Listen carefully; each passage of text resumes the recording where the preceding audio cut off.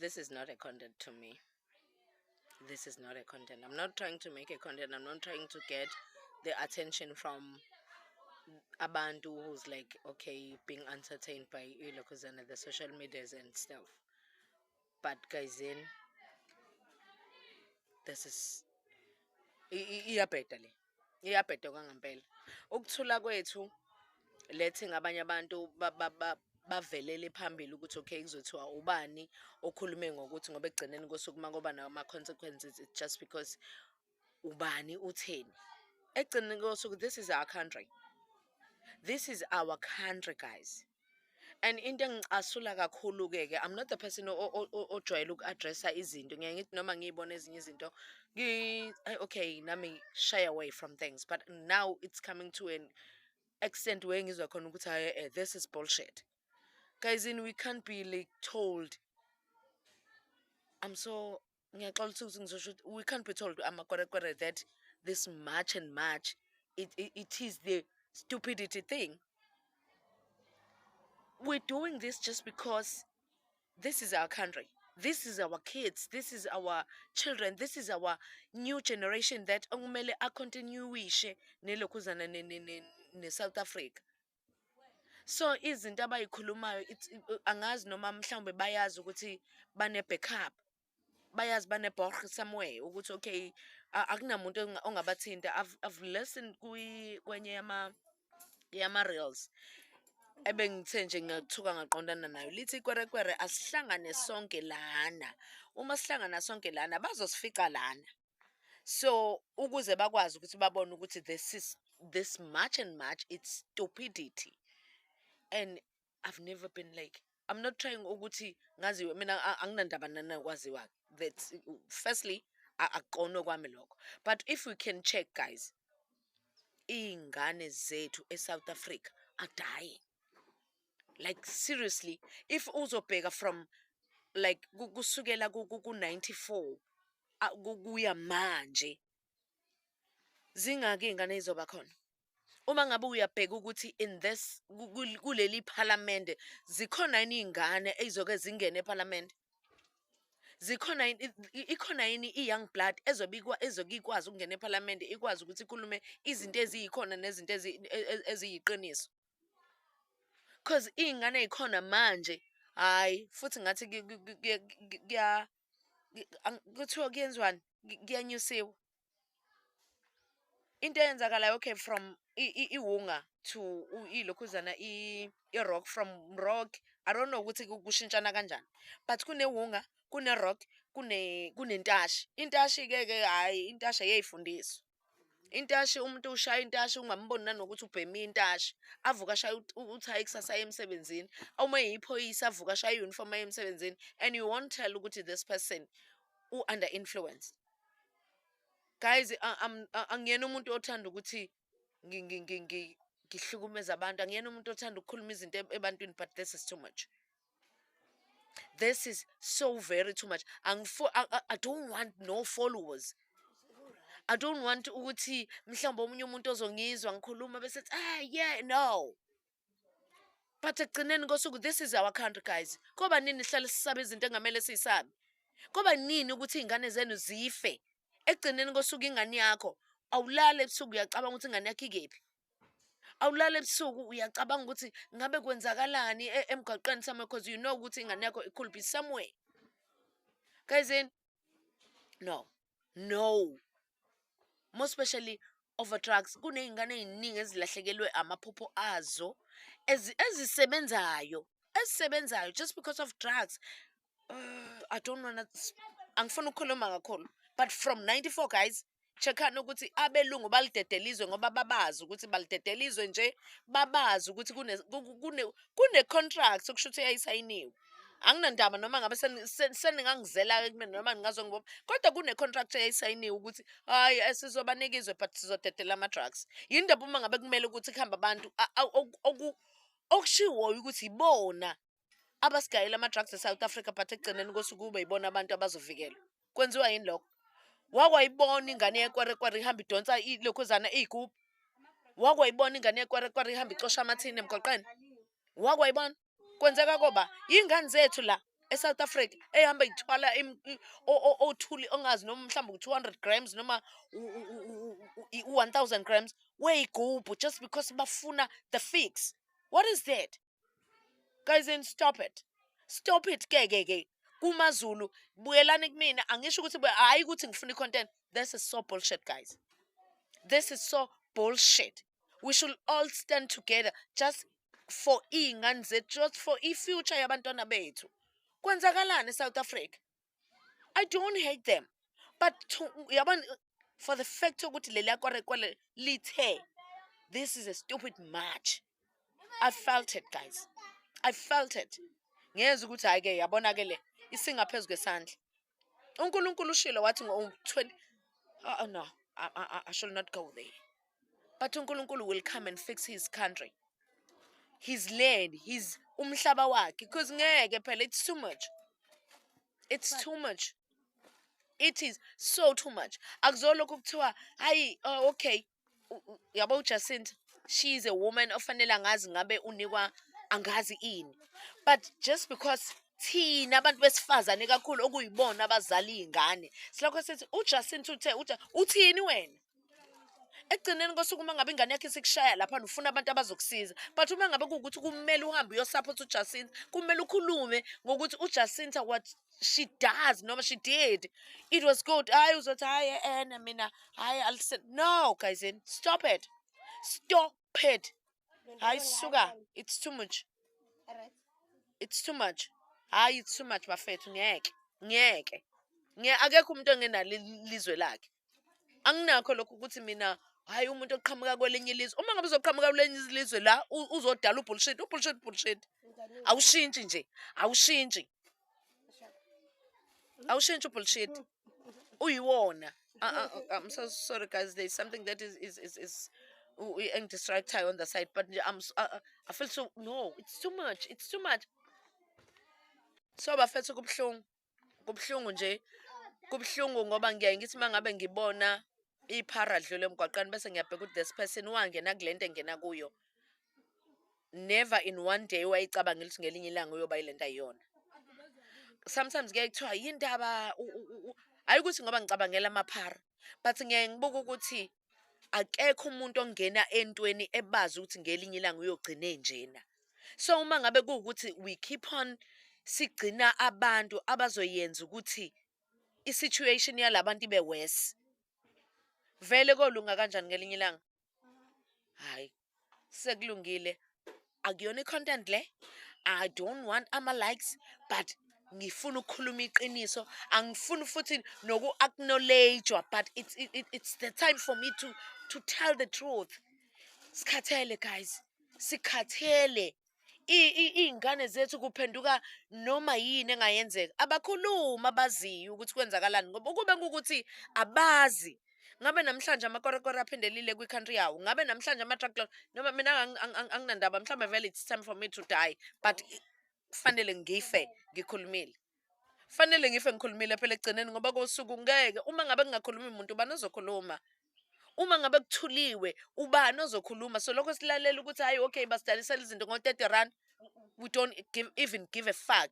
Kulungile-ke, kungcono sibe yizwe elizolamba but sibe yizwe eli-clean kunoba sibe yizwe elikhuluphele but sibe yizwe eliphelile elizophathwa ezinye izizwe azokutshela ukuthi you stupid in your own country. Yabo lento yokulekha uxosha ama-foreigners, uxosha ama-illegal foreigners, abahambi. Kumosha isikhathi lokho. Into emele yenzeke i-UP izoyenza. Into emele yenzeke ukuthi ama-foreigners imele ethole i-death penalty la eSouth Africa. Manje because think about it. Mesilekhe sibaxosha bazobuya nje. Sixosha ama-Zimbabwe, sixosha ama-Nigerians, bazophinde bebuye futhi. So into besimele siyenze kumele bebulawe. Once bebulawa, hayi ngeke basaphinde bebuye la, because bayazi ukuthi kuzobe kufiwe. Kumele bebulawe nje kuphela. Ngeke besephinde bebuye la. Because manje siyabaxosha bazophinde bebuye futhi. kanti if mesibaklinisha ngokuthi kumele bebulawe noma mele sibanikeze u-7 days ukuthi behambe e-South Africa. 7 days ukuthi behambe e-South Africa. After those 7 days, once they are found in South Africa after 7 days, babulawa. Laba abafayo bona bazofa bese laba baseZimbabwe bazobona ukuthi yazini kuyafika e-South Africa, kumele ngayi e-South Africa because njengoba ngishilo mesileke sitha nje hayi abahambe bese baxoshe, bese siyabaxosha bazophinde bebuye futhi. So it's worthless. Futhi mesivula iwoli, if mes-create iwoli so that i-South Africa bengene e-South Africa, mosha imali lokho because leyo woli it cost hundreds and hundreds of trillions rand. Leyo woli mhlawumbe izokhosta 100 billion of rand, 100 billion of dollars. Leyo mali leyo mele iyo kwabantu abasebenzayo, mele si-create umsebenzi ngaleyo mali. Leyo mali mele si-create umsebenzi, mele sinyuse i-economy senze zonke lezi zinto. So it's a waste of money to build a wall. Mele bebulawe. Ngisho singasenda amasosha ukuthi begade laphayana lento le kuleya river leya ngaseZimbabwe. Lamasosha lawa bazobrayibhwa bese lama-Zimbabweans bazongena. Into mele beyenzeke once they are found in South Africa, mele bebulawe. I-UP na izokwenza njalo-ke. Cela siyivotele le party le UP. It's in my profile pic. I-party right izokwenza njalo. It's not going to play games, it's going to do action. I-UP is all about action. Ake ngiphinde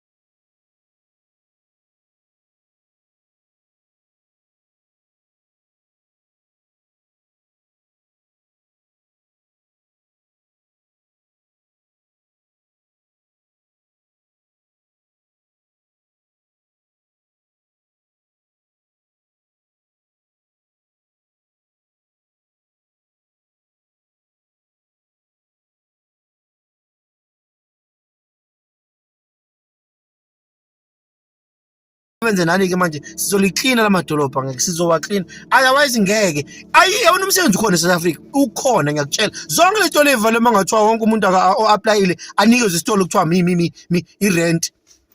i-rent one-capital nje naso isitolo oneqala uzazi ukuthi nje ngiredi ukuthi ngaqala isitolo kusasa ngasebenza ayeza avele ngaphambili kungaphela into ukuthi eSouth Africa imisebenzi ayikho cause ayikho nje bangoyinida baphathi bedolobha hawu ngeke iyangisitha lento ha shit.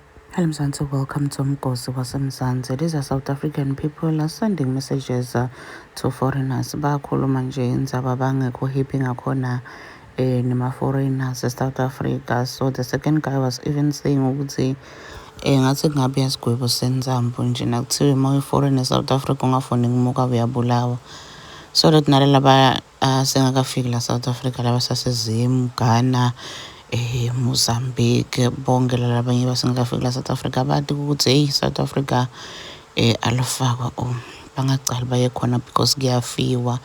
People are really tired Nkosi yami. People have been talking, people have been saying ukuthi abahambe, but sadly ayasho ama-foreigner ukuthi abayenzao and the government is protecting them. Do comment your thoughts down on the comment section. Don't forget to hit the notification bell. Also in the next one I'm signing out, so goodbye.